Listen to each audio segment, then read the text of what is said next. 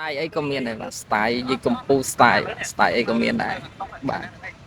វាយនៅក្នុង ហើ ហើយ យ ឥឡូវ 6 នេះ ខ្ញុំ ខ្ញុំ នៅសួន កំពុង នេះ តែ ហើយ នៅ ក្រុម សួ ខ្ញុំ ន ដើ បា រ ទ ទៅរកបង្ហា សួ ញ ន ឆ្ងា សួ យ ននេះ ណា ស្អាតមែនតើបាទស្អាតខាងក្រោយបានដូចកន្លែងទីលានបៃកូនគោលអញ្ចឹងបាទស្អាតណាស់បាទហើយប្រុសសង្ហាស្រីសង្ហានៅខាងក្រោយបាទបាទអូស្អាតណាស់បងប្អូនទាំងអស់គ្នាគាត់តែឃើញនៅទីនេះគឺចង់មកលេងហ្មងបាទ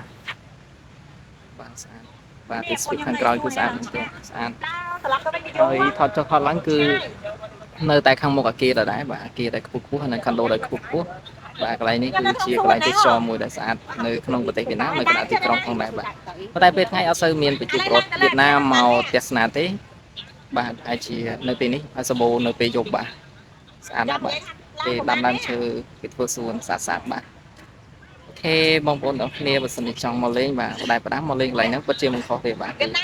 សម្បូរកន្លែង selfie បើមានផលិតផលមានអីមកយកមក selfie គឺល្អមែនតើបាទល្អបាទល្អបាទល្អណាស់បាទហើយ